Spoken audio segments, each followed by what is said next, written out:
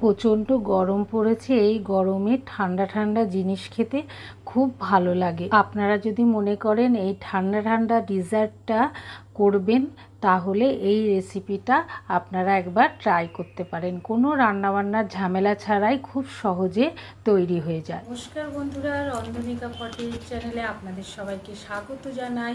আজকে আপনাদেরকে নতুন একটা রেসিপি করে দেখাবো। চলুন তবে রেসিপিটা শুরু করা যাক। এই রেসিপিটা করার জন্যে প্রথমে দই নিয়ে নেব। আমি এখানে 500 দই দিয়ে আপনাদেরকে করে দেখাচ্ছি। আপনারা ইচ্ছা করলে এর থেকে বেশি দই নিয়েও করতে পারেন। একটা বাটির ওপর ছাকনা দিয়ে তাতে পুরো দইটা দিয়ে দিলাম। দিয়ে জলটা ঝরিয়ে নিয়ে ফ্রিজে ঢুকিয়ে রাখতে হবে, তাহলে ঠান্ডা থাকবে, খেতে খুব ভালো লাগবে। সব জিনিসগুলো রেডি করে নেওয়ার পর তারপর দইটাকে বের করে নিতে হবে। এখানে দুটো হিমসাগর আম দিয়ে আপনাদেরকে করে দেখাচ্ছি। আপনারা যদি মনে করেন আরও বেশি আম দেবেন তাহলে দিতে পারেন। আমটা ভালো করে ধুয়ে নিয়ে দু সাইড থেকে কেটে নেব। কাটা হয়ে গেলে চামচের সাহায্যে ঠিক এইভাবে তুলে নেওয়া যায়। আর আপনারা যদি মনে করেন যে খোসা ছাড়িয়ে নেবেন সেটাও করতে পারেন। আমি খুব তাড়াতাড়ি হবে বলে এইভাবে কেটে নিয়ে চামচ দিয়ে তুলে নিলাম, এতে খুব তাড়াতাড়ি হয়ে যায়।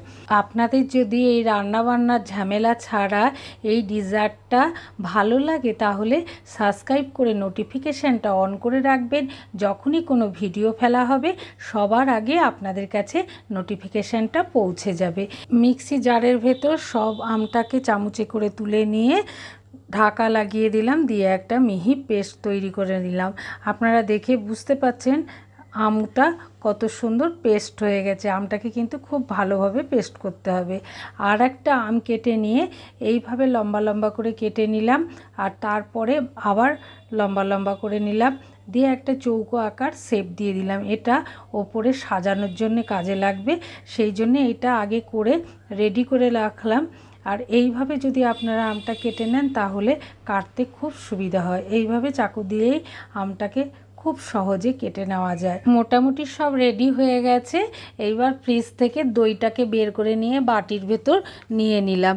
নিয়ে বাটিতে নেওয়ার পর এইভাবে দইটাকে ভালো করে ফেটিয়ে নিতে হবে। আপনারা যতটা ফেটাবেন দইটা কিন্তু ততটা ভালো লাগবে আর খেতেও খুব সুন্দর হবে। কিছুক্ষণ ফেটানোর পর এক প্যাকেট গুঁড়ো দুধ ওই দইয়ের ভেতর দিয়ে দিলাম। এতে দইটা খেতে খুব ভালো লাগবে। আপনারা যদি মনে করেন পরিমাণ বাড়িয়ে দেবেন তাহলেও দিতে পারেন। দিয়ে ভালো করে আবার ফেটিয়ে নিতে হবে। এইভাবে ফেটানোটা কিন্তু খুব ভালোভাবে করতে হবে।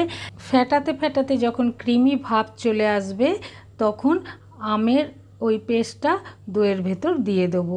পুরো আমের পেস্টটা দেওয়া হয়ে গেলে আবার ফেটাতে হবে। এইভাবে যখন আমটা দেওয়া হয়ে যাবে এইভাবে ঘুরিয়ে ঘুরিয়ে ভালো করে ফেটিয়ে নিতে হবে। সেই জন্যেই আপনাদের আগে বলেছিলাম রান্নাবান্নার ঝামেলা ছাড়া খুব সহজে ঠান্ডা ঠান্ডা ডিজার্ট আপনারা বাড়িতে তৈরি করে নিতে পারেন। আর এই ডিজার্টটা যদি আপনাদের ভালো লাগে তাহলে সবার কাছে শেয়ার করে দেবেন আর একটা ছোট্ট করে লাইক করে দেবেন। এইবার সবই রেডি হয়ে গেছে। চিনিটাকে একটু গুঁড়ো করে নিলাম, একটা মিক্সি জারের ভেতর দিয়ে ঢাকা লাগিয়ে গুঁড়ো করে নিলাম। 2 চামচ মতন চিনি দিলাম।